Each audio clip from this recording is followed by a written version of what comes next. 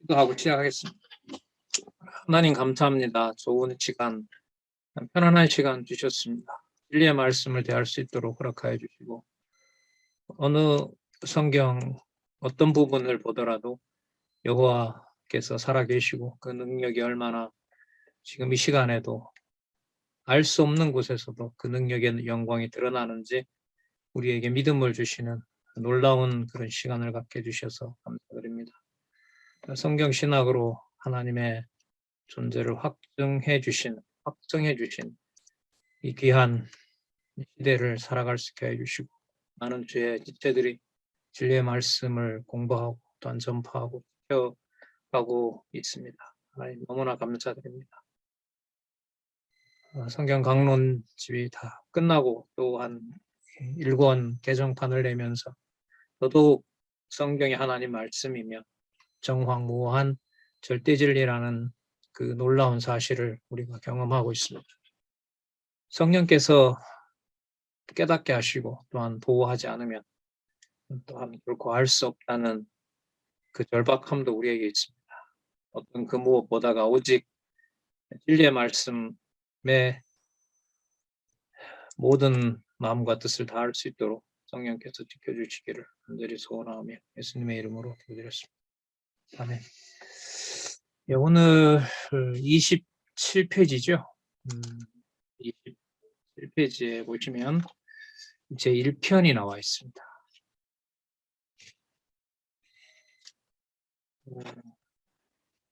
1편에 섭리를 통한 언약 나와 있는데 이 개정판의 특징이 뭐냐면은 전체를 여호와 계시 관점에서 더 선명하게 본다는 거죠. 그 창세기를 얘기하면서 다른 부분의 어떤 결론보다가 계시록에 있는 내용들과 연관을 의도적으로 짓는다고는 할 수 없습니다. 기록된 말씀이 그렇게 완성돼야 되는 거기 때문에 창세기 내용은 계시록과 연결될 수밖에 없는 거죠. 그래야 이제 우리 언약 성취 섭리도로 보면 심판이 끝나면 심판으로 계시 세계가 끝나면서 그게 주께로 돌아가게 되잖아요. 영원적 언약 성취로 돌아가는 거기 때문에 교회의 승리 부분과 관련된 내용이 나올 수밖에 없다.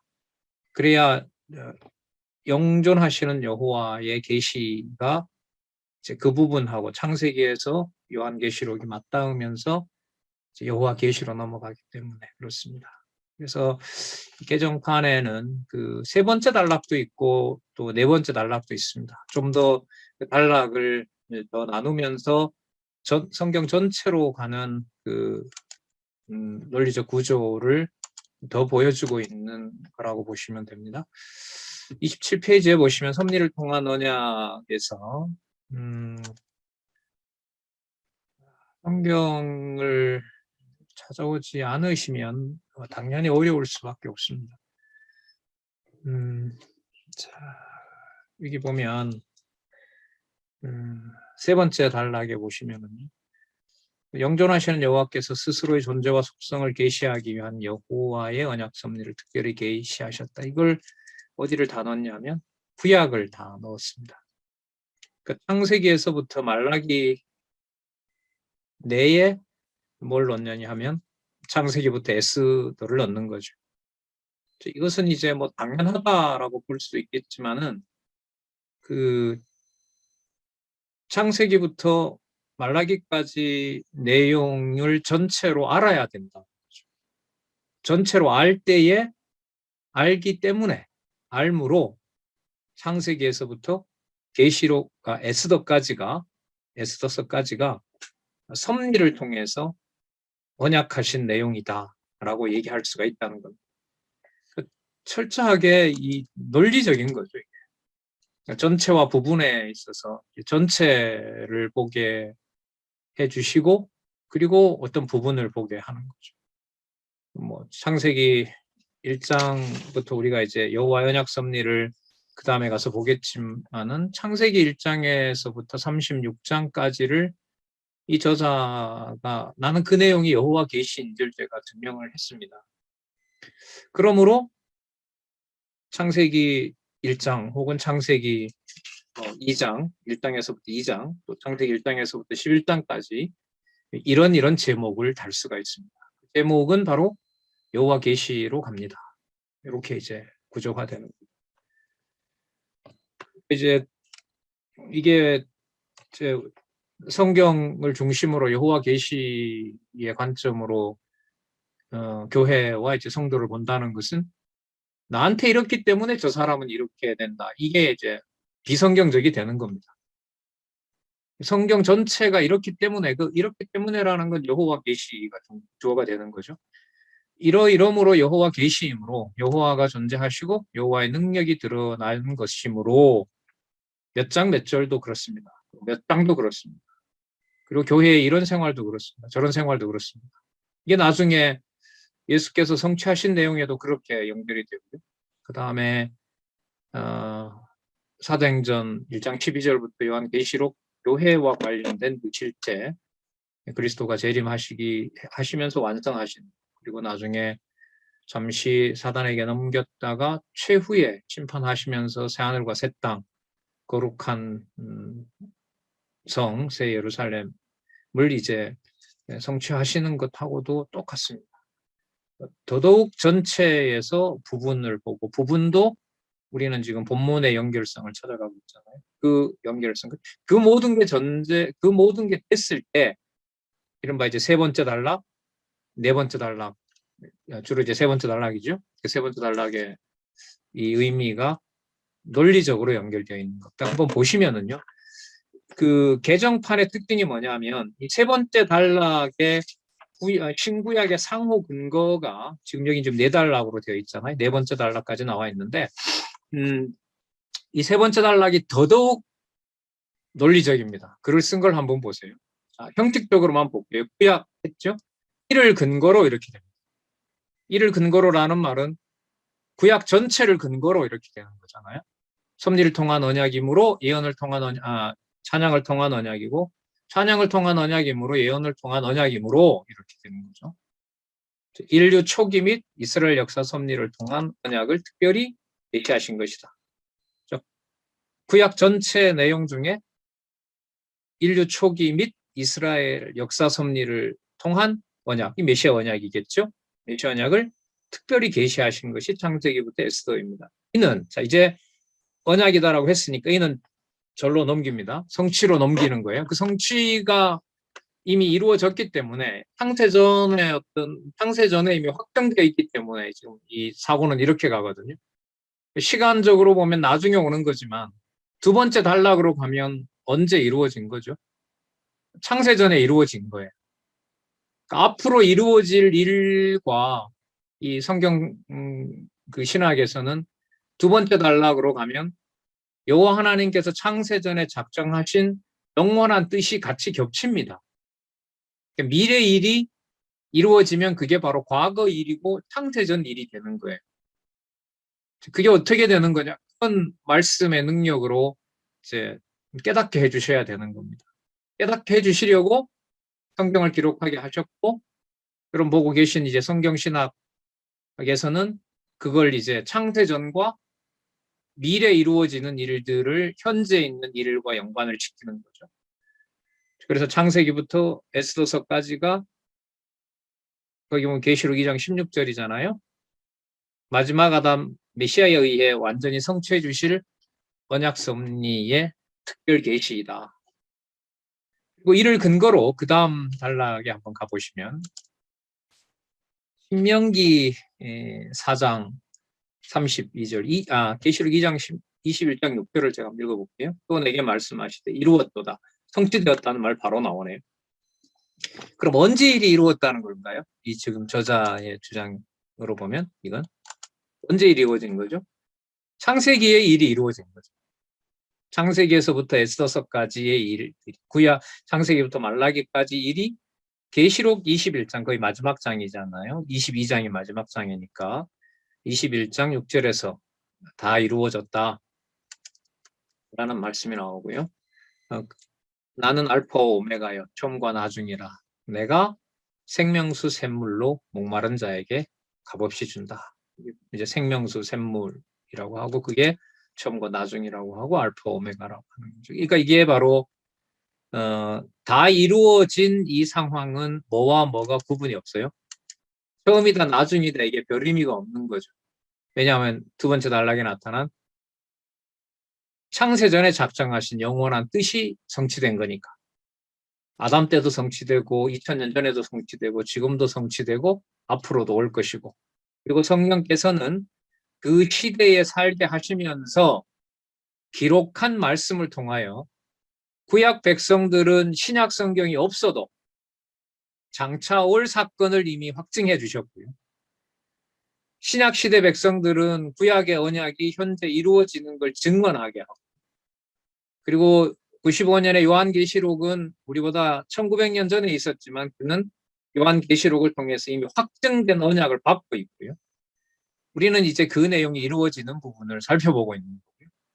그러나 창세전 근거로 가면 어느 시대 누구에게나 하나님의 백성에게 하나님 살아계신 것 그리고 그리스도가 오실 것 혹은 그리스도가 오신 것 우리로 보면 또 재림이 있으니까 오실 것에 대해서 확증을 해주셨다. 이렇게 설명할 수가 있겠죠. 자, 그리고 거기 보시면 신명기 4장 32절이 나오죠. 내가 있기 전 하나님이 사람을 세상에 창조하신 날부터 지금까지 지나간 일을 상고해보라. 하늘 이 끝에서 저 끝까지 이런 큰일이 있었느냐? 이런 큰 일을 들어본 적이 있었느냐? 없다는 거죠. 이건 하나님만이 전능자만이 그렇게 하실 수가 있고 전능자는 이걸 언약하신 대로 성취하셨다. 자, 이걸 우리가 여기서 살펴볼 수 있습니다. 그 다음에 여기도 보시면 그 논리적으로 돼 있어요. 네 번째 단락 첫 번째 문장 끝나면 곧 이렇게 되죠. 곧이라는 말은 앞에 있는 내용에 대해서 의미는 같지만은 다르게 표현한 거죠. 곧 창조 때부터 이스라엘에게 언약하신 말씀대로 성취해 주신 초기 역사를 상고해 보라고 명하신 것이다. 그 인용을 창세기 1장에서부터 민수기 31장까지. 민수기 31장이면 창세기 1장에서부터 일단 어디까지 끊어야 될까요? 36장 여호와의 언약 섭리. 구조가 그래서 있는 거예요. 서론 공부가 그래서 중요한 겁니다. 이런 큰 덩치가 나올 때. 그리고 창세기 36장에서부터 어디까지요? 민수기 30장까지 다섯 언약 성취 섭리. 그리고 민수기 31장부터 땅 언약 성취 섭리가 어디까지죠? 사사기까지잖아요. 그리고 그 중에서 신명기 4장 31절까지 이제 목적은 여기에서는 이제 과거 역사, 자손 언약과 땅 언약을 여호와께서 성취하셨다는 그 내용을 여기서 신명기 4장 31절에다 맞추고 있는 겁니다. 그러니까 시간으로 보면 기록 내용인 창세기에서부터 눈앞에 가나안을 둔 그 시점까지 가나안으로 들어간다는 말은 언약하신 대로 이런 거겠죠. 왜 창조했지? 하나님께서 왜 창조했냐 하면 이 신명기 4장 31절 기준으로 보면 저 보이는 가나안 땅에 보내려고 그게 하나님의 약속한 것이 이루어지는 것이니까 거기에서 하나님이 여호와이심을 알게 하려고 이렇게 단락을 나눴어요. 이런 거는 그 뭐라 그럴까요? 물론 하나님께서 이제 그렇게 깨닫게 하시는 내용인데 창세기 1장에서부터 신명기 41장까지 왜 나누었지? 이런 건 아주 그 생각이 상세한 거죠. 이 저자로 하여금 의도가 완전히 드러나는 거예요. 큰 덩치, 뭐 구약 이렇게 잡는 것보다 이거는 성경 개론의 바탕을 두지만은 지금 섭리를 통한 언약을 설명하기 위해서 창세기 1장에서부터 신명기 4장 31절까지를 드는 겁니다. 이런 부분이 앞으로 이제 어떤 성경신학 연구를 할 때 나름대로 성경을 인용할 수 있어요. 절도 인용할 수가 있고 장도 인용할 수가 있고, 지금 여기 있는 것처럼 창세기 1장에서부터 12장까지, 11장까지도 할 수가 있고, 뭐 창세기 5장에서부터 7장도 할 수가 있어요. 그런 인용을 할 때 성경 신학에서는 뭘 전제로 해야 된다는 거예요? 개론을 전제로 해야 된다는 거예요. 성경이 하나님 말씀이다라는 개론을 선명하게 이 주장하는 사람이 그걸 지키느냐 지키지 않느냐가 저는 중요하다고 봐요. 왜 그걸 무시하고 전개를 해나가다 보면, 주제에 맞추다 보면 여호와 계시라고 하는 그 주제가 흐려질 수가 있어요. 그러면 그건 여러분 신앙생활에서도 누구 중심에서 벗어나는 길이 될까요? 여호와 중심에서 벗어나는 길이 돼요. 그래서 성경 신학 공부가 이런 면에서 좀 생각을 하면 되게 엄격해요. 정답이 나와 있는 것처럼 보여요, 저는. 그러니까 창세기 1장에서부터 신명기 4장 31절까지 다른 걸 둘 수도 있지 않겠어? 다시 말씀드리겠습니다. 그 창세기 1장에서부터 신명기 4장 31절이 두 가지예요. 중요한 게. 아, 공부를 이렇게 더 깊이 들어갈 수가 있구나라는 걸 안내도 하는 자료이기도 하고요. 그 다음에 이런 류로 그냥 갖다 붙인다고 해서 여호와 계시로 바로 드러나는 건 아니에요. 그래서 이 공부가 이렇게 해서 이제 엄격하게 되는 거죠. 그래서 한 10여 년 전에 이제 장안중앙교회 와서 이제 좀 강하게 체제 교육개혁과 관련해서 이제 할 때 그때 발표문 중에 하나가 이제 제가 자극적이었죠. 박용기 목사가 정답인, 박용기 목사님의 성경신학이 정답인 10가지 이유, 그런 강의도 했었거든요. 그게 오늘 이렇게 생각이 나는데, 그게 뭐냐 하면 성경 개론에 충실하지 않으면 여호와 계시라고 하는 것이 흐려지게 되고 방법론만 배워요. 아, 요럴 때 요렇게 인용을 하는구나, 이 성경신학 저자는. 아, 그럼 나도 그럼 요렇게 인용을 하면 되겠구나. 그러면 이게 그야말로 열매가 없어요. 오래 가질 수가 없어요. 내면으로 보면 기쁨이 없어요, 이게. 물론 이것도 성령께서 그렇게 해주셔야 돼요. 자, 그래서 이런 인용들은 좀 눈에 들어오죠. 아, 이렇게 보는구나, 성경을 여호와 계시의 관점으로. 자, 그 다음 볼까요? 계시록 21장 6절. 자, 볼게요.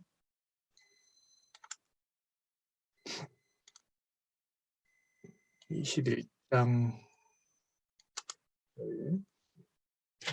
아까 살펴봤죠? 내게 말씀하시되 이루었도다, 나는 알파와 오메가요 처음과 나중이라, 내가 생명 수샘물로 목마른 자에게 값없이 준다 라고 했고요. 그 다음 로마서 5장 13절에 보시면은, 자, 아담으로부터 모세까지 아담의 범죄와 같은 죄를 짓지 아니한 자들이에도 사망의 왕노릇하였으니 아담은 오실 자의 표상이라. 그러니까 아담이 바로 마지막 아담에 대한 표상이다, 이렇게 이제 밝혀주는 부분을 인용을 했고, 그 다음에 그 오실 자의 표상으로, 그러니까 마지막 아담을 그리스도로 설명을 하면서, 마지막 아담이라는 말은요, 아까 요한계시록이 많이 나왔잖아요. 요한계시록이 많이 나왔다는 것은 마지막 아담이라는 의미가 뭐냐면, 처음에 창조하면서 언약했던 내용을 누가 다 완성했다는 걸까요? 그리스도가 다 완성했다는 거죠. 그러면 그게 이제 이어지는 거죠. 아, 로마서 5장 13절이므로 마태복음 1장 1절을 아브라함과 다윗의 자손으로 출생한 사건을 어디로 갔다 와서 다시 이제 마태복음으로 와요. 요한계시록으로 갔다가 다시 마태복음으로 오는 거예요. 그러면 어떤 일이 벌어지지 하면은요, 창세기 보고 요한계시록 갔다가 마태복음으로 오면, 한번 보세요.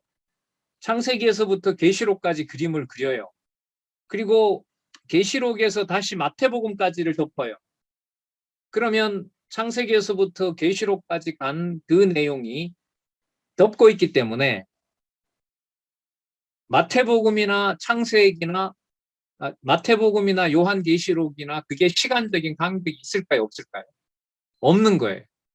그러니까 미래로 갔다가 어디로 와버리니까 미래의 근거를 마태복음으로 와버리니까 이런 그림 속에 이렇게 돼버리니까 아무리 순서로 보면 마태복음 다음에 계시록이 오지만 창조로부터 심판까지를 다 덮어버리면 마태복음도 뭐가 돼요?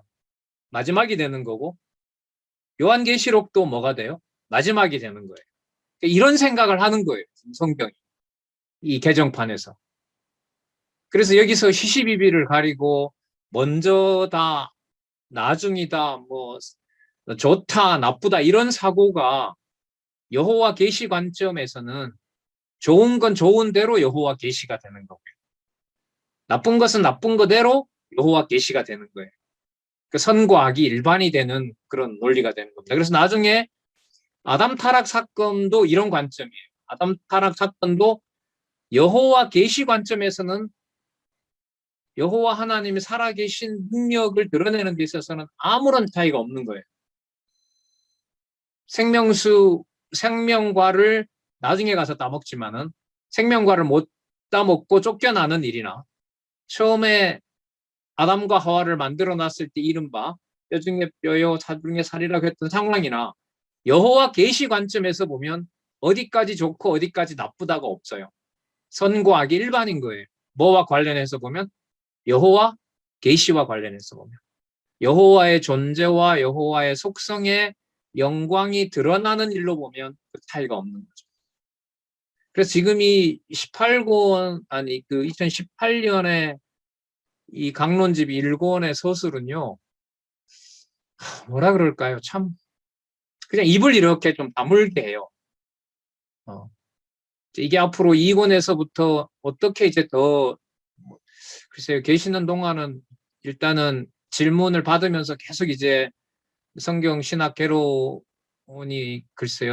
성경 신학 구약하고 이제 신약이 어떻게 마무리될지 모르겠지만은 그 다음엔 계속 이제 뭐 오직 이 성경 강론 전집에 올인하시지 않겠습니까?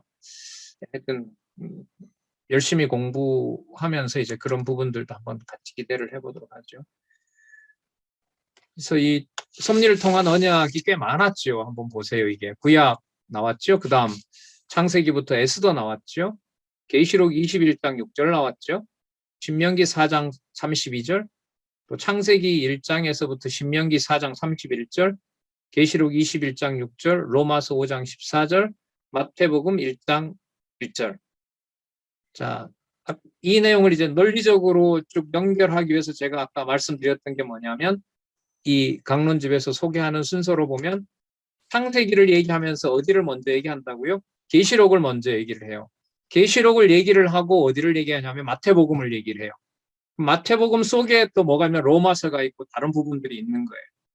그래서 성경 개론의 바탕을 두고 섭리를 통한 언약을 두 번째 단락인 여호와 계시에 초점을 맞추면서 섭리와 연관된 내용들의 구절들을 뭐 하는 거예요. 발췌하는 거예요.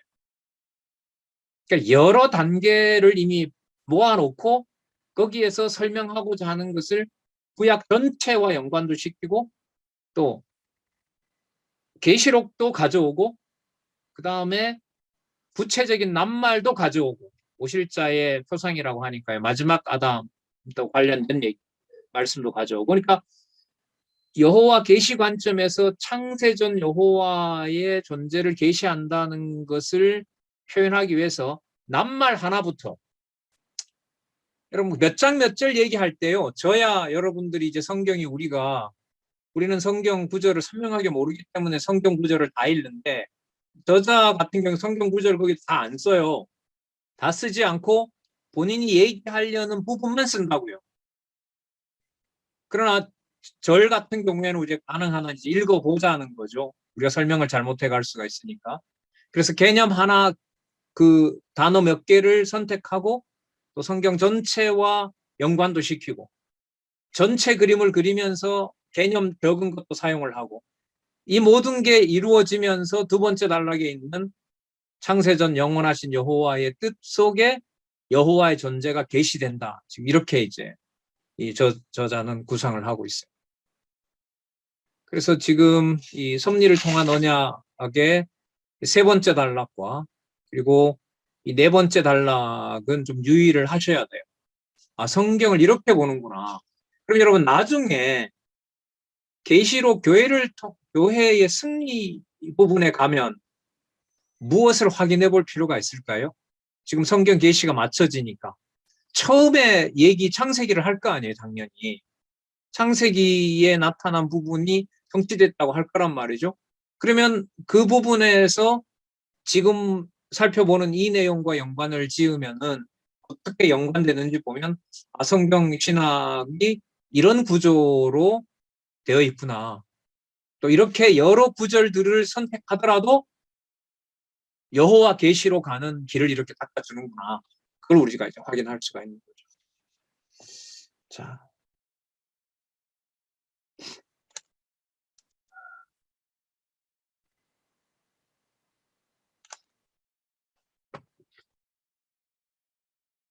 1장으로 한번 가보도록 하겠습니다.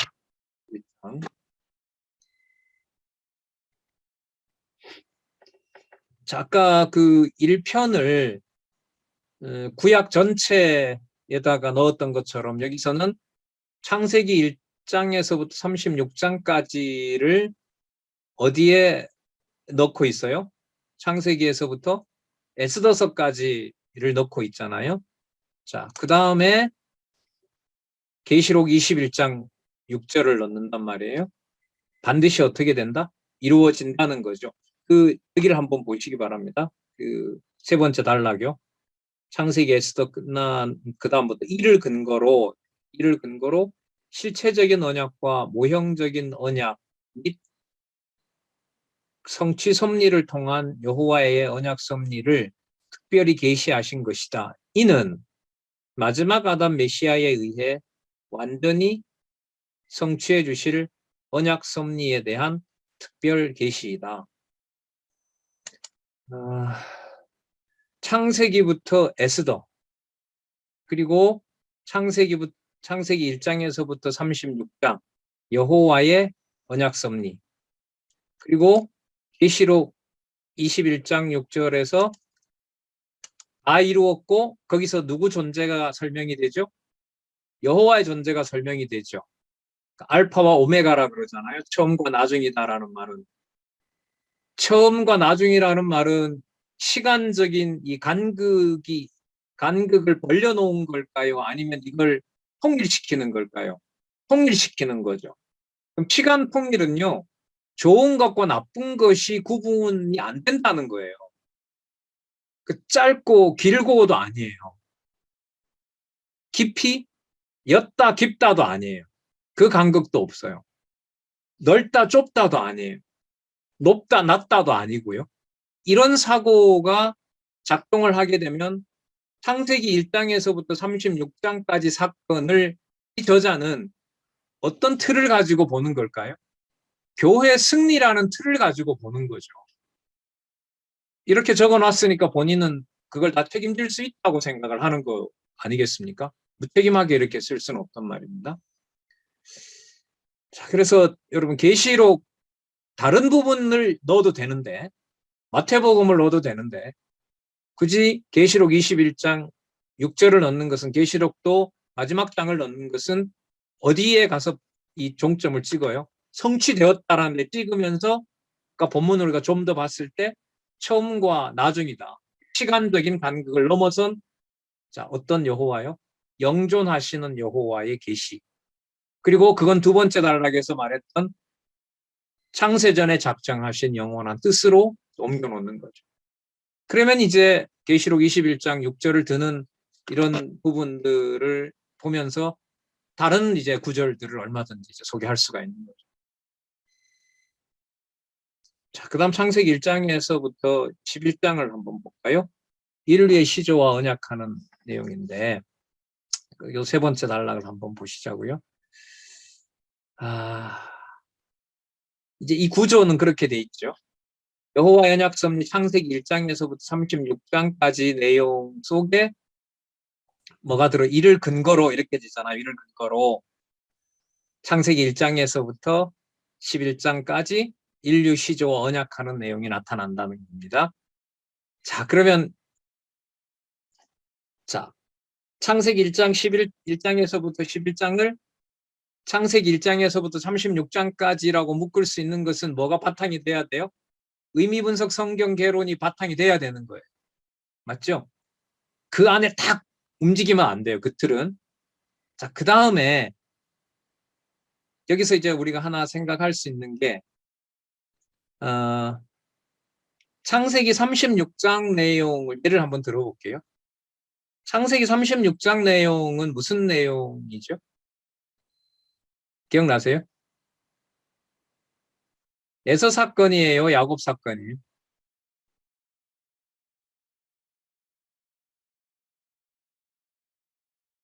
누구 사건이죠?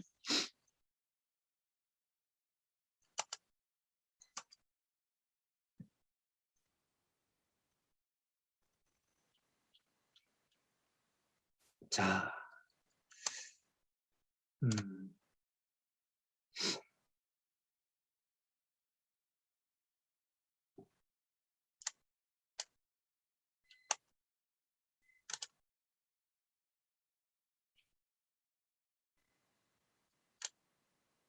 에서 자손의 번창 이렇게 끝납니다.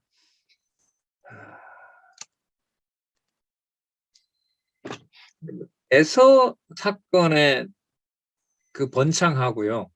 에서 사건의 번창하고 이게 36장이니까 인류 시조와 언약한 창세기 1장에서부터 11장까지 내용에서 그 11장 내용을 보면은요. 창세기 11장 내용을 한번 참조하면 거기에 무슨 내용이 나오냐면요. 흩어진 후손들이 번성하는 내용이 나옵니다. 창세기 10장에서부터 11장까지 노아 자손들도 번성을 하고 그 다음에 셈의 후손들 중에서 이제 흩어지게 되고 거기에서 번성한다는 이 말씀이 나오거든요. 그 창세기 11장 내용으로 보면 10장 11장 내용으로 보면 모세 이후에 노아 이후에 언약 자손들이 번창한다는 내용이에요. 그런데 아까 36장에는 누가 번성하는 걸로 나왔어요? 아까? 에서가 번성하잖아요. 제가 만약에 질문을 던지는 거예요. 이제 제가 만 성경신학을 공부했다고 했을 때 36장에 보면 언약 자손이 아닌 에서가 번창하는 것하고 지금 우리가 1장에서부터 이제 11장까지 공부를 하는데 11장에는 누가 번성하는 게 나오죠? 어느 족속? 셈족이죠. 셈족에서부터 아브라함으로 이어지는 이제 그 자손들이 이제 번창한단 말이죠. 그러니까 한쪽은 언약 자손이 번창하는 것을 소개하고 있고 또 범위를 크게 잡은 근거가 되는 이를 근거로 이렇게 시작하니까 창세기 36장에 가면 어떤 자손이 번창해요? 언약 자손이 아닌 자손들이 번창하잖아요. 그럼 번성은 맞긴 맞는데 내용으로 보면 언약 자손도 번창하고 언약 자손이 아닌 자들도 뭐예요? 번성한다는 거잖아요. 그러면 언약 자손이 번성한다는 것은 좀 이해가 될 수가 있는데 언약 자손이 아닌 자들을 그러면 왜 번성을 시키지? 이런 질문이 여기서 생기는 거예요.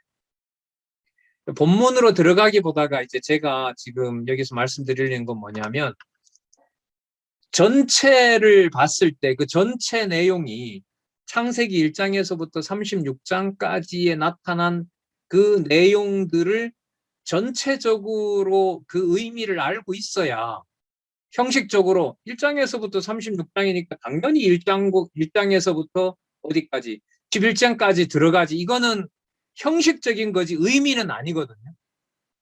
무슨 말씀인지 아시겠어요?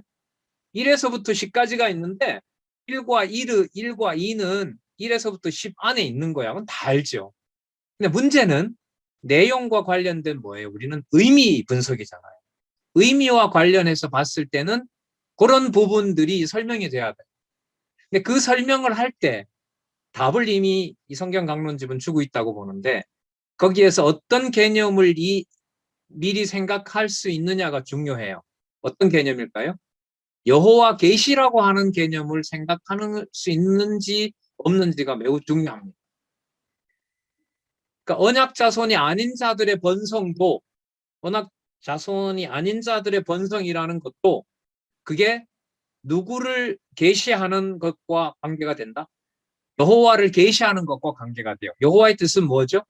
언약하신 대로 성취하는 거잖아요. 성취하시는 분이잖아요. 그러면 3대 언약을 하시고 그 일을 성취해 가시는데 36장 같은 경우에 누구도 번성하게 한다? 언약 자손이 아닌 자들도 번성하게 한다. 이걸 언약 자손하고 대비시키면 대조가 되지만 언약 자손을 언약하신 대로 이루시기 위해서 이루시면서 여호와를 계시한다 이러면은 여호와 계시가 목적이기 때문에 그 범위가 좁혀지는 것이 아니라 어떻게 돼요? 넓어져요. 넓어져요. 그러니까 그래서 이원론으로 가지 않는 거예요. 그래서 지금 제가 봤을 때 왜 이런 걸 당연한 답 같은 것을 이렇게 쓸까?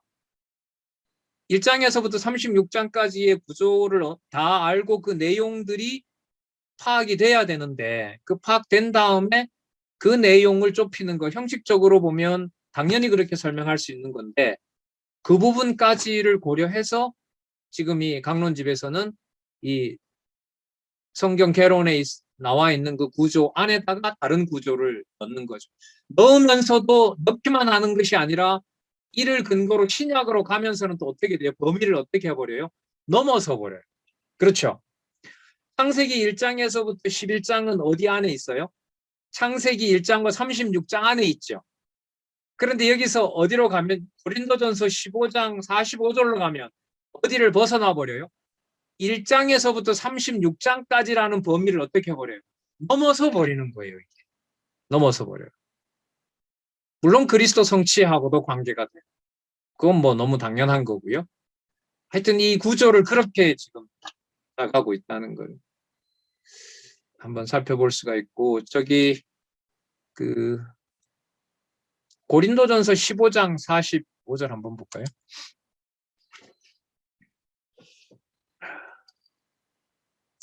기록된 바 첫사람 아담은 산영이 되었함과 같이 마지막 아담은 살려주는 영이 되었다. 자, 여기 이 본문 한번 볼게요. 이는 마지막 아담 메시아에 의해 완전히 성취해 주실 언약에 대한 특별 계시이다. 구조는 창세기 1장에서부터 11장은 어디 안에다 묶어둬요? 범위는 근거를 처음에는 1장과 36장 안에다가 가두어요. 맞죠? 안에서 보호를 받게 해요.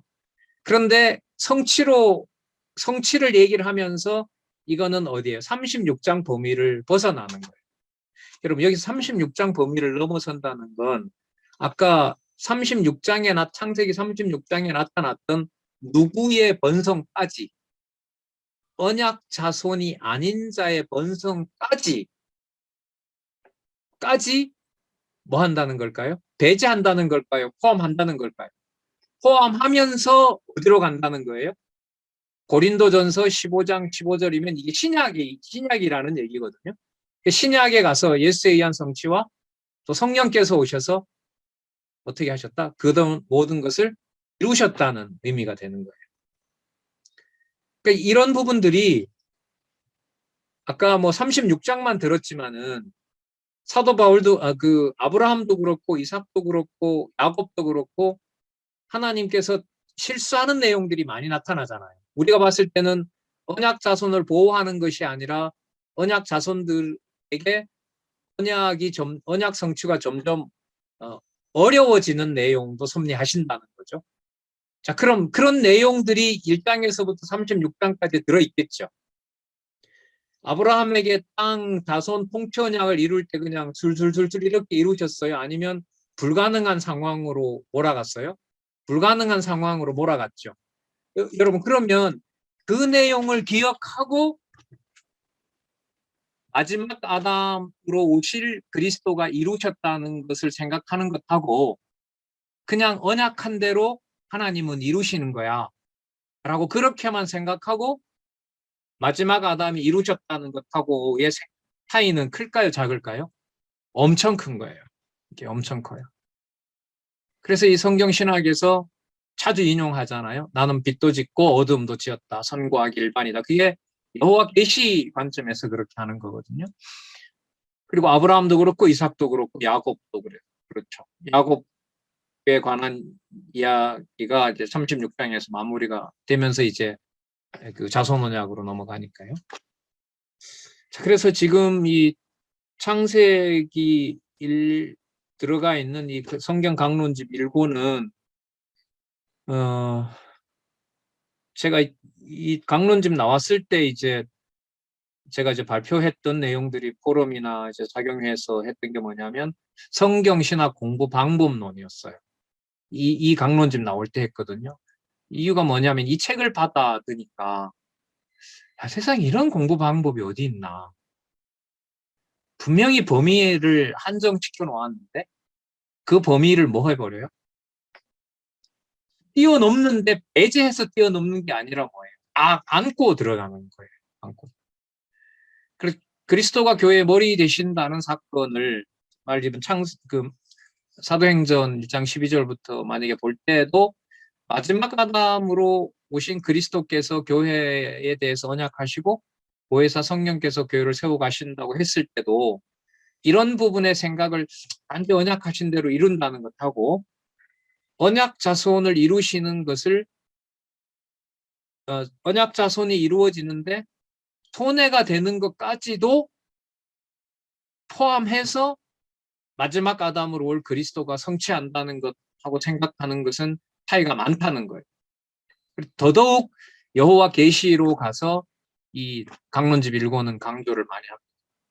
아직 그 2권부터 18권까지가 뭐 2권하고 18권 쓴 다음에 이제 이 개정판을 냈기 때문에 좀 뭐 2014년에 끝났고 2018년에 다시 이제 개정판을 냈을 때 거기에서는 이제 이런 힌트들을 좀 많이 얻을 수가 있어요. 그런데 제 경험으로는 2018년에 이게 나오면서 성경신학의 공부 방법론이라는 게 우리 이번에 책도 받았지만은 절대 계시에 의존해서만 가능한 방법이다라는 것을 이 성경 강론집 2018년 이 개정판에서 우리는 얼마든지 생각을 해볼 수가 있어요.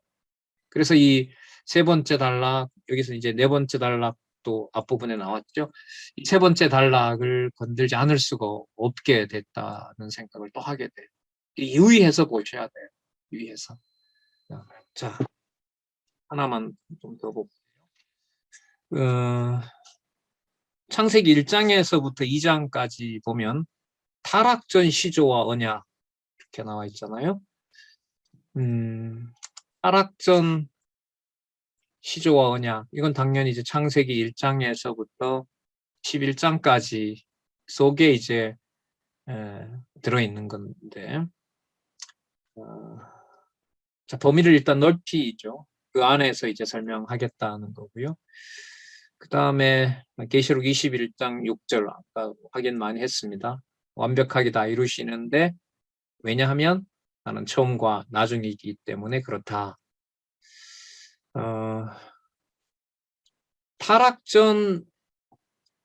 타락하기 전이라는 것을 왜 굳이 제목으로 잡았을 것 같아요?